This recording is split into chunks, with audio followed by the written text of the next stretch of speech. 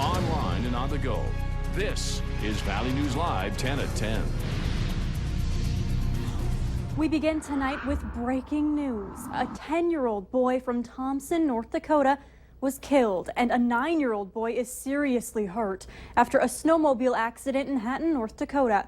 The Highway Patrol says the boys were driving in a field about 4 miles northwest of Hatton. That's just 45 miles southwest of Grand Forks. The driver lost control, jumped a roadway, and crashed. It's not clear which of the boys was driving and if they were wearing helmets. The 9-year-old from Hatton was taken to Altru Hospital in Grand Forks, then airlifted to Sanford and Fargo. The boys' names have not been released. Football fans prove nothing can keep them from a game, including these extremely cold temperatures inside, and warm may have been your better option to catch the game. Because any kind of errands outside were not easy in what's been the coldest we've had this season. Meteorologist Justin Fanfarelli joins us right away for a look at just how cold it looks as you prepare for your Monday morning. Justin? And thank you, Krista, and good evening, everybody. Another frigid overnight period is in store for us. Let's take a look at those temperatures as of right now. We are at 5 below zero in Fargo, 15 below in Crookston, 13 below in Langdon. As you can see, some pinks on this map, especially north of Detroit Lakes. That means temperatures between 20 and 30 degrees below zero. Combine that with the wind. Hey, we have a 34 below 0 degree wind chill up at Hallock, and then 29 degree below zero wind chill up at Thief River Falls. So definitely dangerous wind chills out there. We are seeing an increase in the clouds, though, some snow showers as you approach central North Dakota. So the extremely cold air is on its way out. We're actually going to see temperatures rise as we go through the overnight period, but most of us are still going to see very dangerous temperatures for tonight. And I'll tell you how much we're going to warm up as we go through the start of next week. That's coming up later in the newscast. Homeless shelters in the Fargo-Moorhead area are already at full capacity, and with this brutal weather outside, more space is needed. Around 760 people in Fargo-Moorhead are homeless on any given night.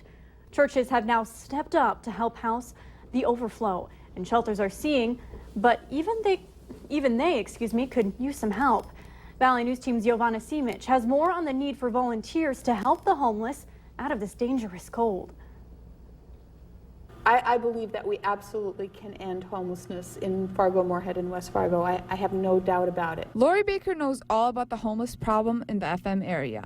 Local shelters are running out of room, and over 20 churches have come together to help fix the problem. We have more homeless people than we have beds for them to sleep in.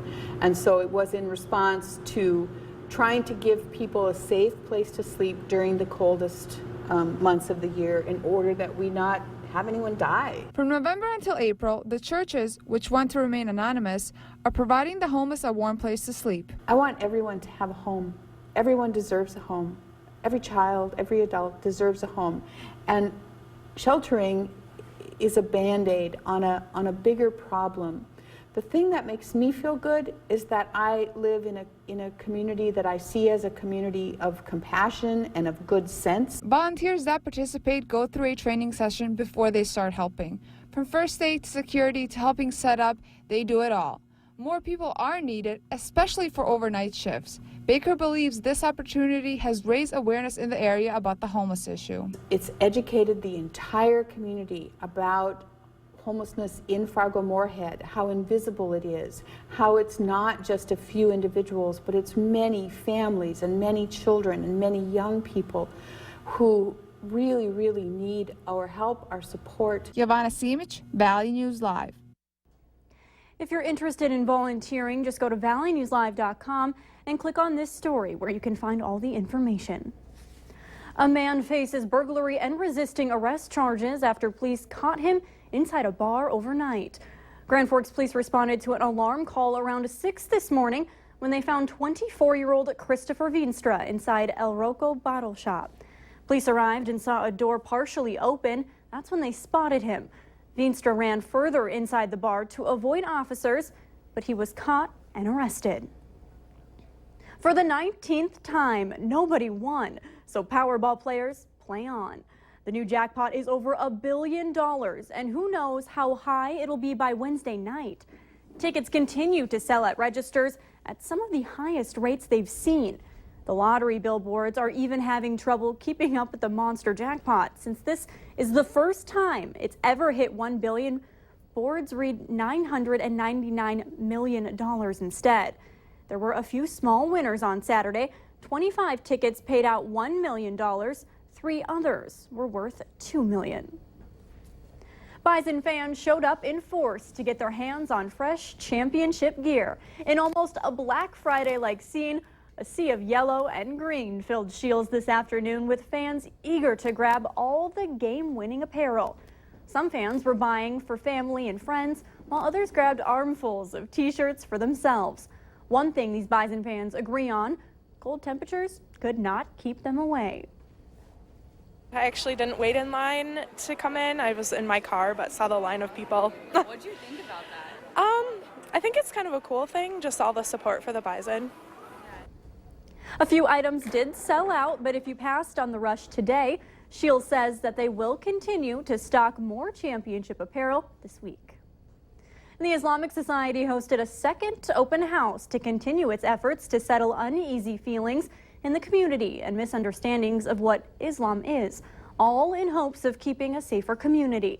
It was a small turnout the second time around for those who missed out and wanted to come, after hundreds stopped by in December. The society even received comments on what people wanted to learn about the Muslim culture.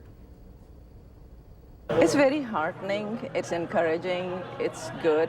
I mean, all we want to do is to open the doors of our masjid to everyone so they can come and see and get to meet their Muslim neighbors and get to know who we are. If you take time to get to know some people, you'll understand that they're not all of them are that way. So it actually breaks my heart. So I'm very glad that more people are coming out to learn more about this and to see that is a very small portion of the population that are the extremists. The Islamic Center says they do plan on having more open houses in the near future. And don't forget to join us for the Valley Women's Expo for 2 days of adventure for women. Mr. Food there, along with many more, all taking over the Fargo Dome this Friday and Saturday for motivational speakers, demonstrations, cooking, wine sampling, and shopping. Take some needed time for yourself. You can join me and others from the Valley News Live crew. Bring your friends, sisters, mom, and aunts for a winter escape. More information can be found on valleynewslive.com, and you can also check out sneak peeks of the Valley Women's Expo on our Facebook page. Just search Valley News Live, like our page, and you can stay informed with everything throughout the whole day.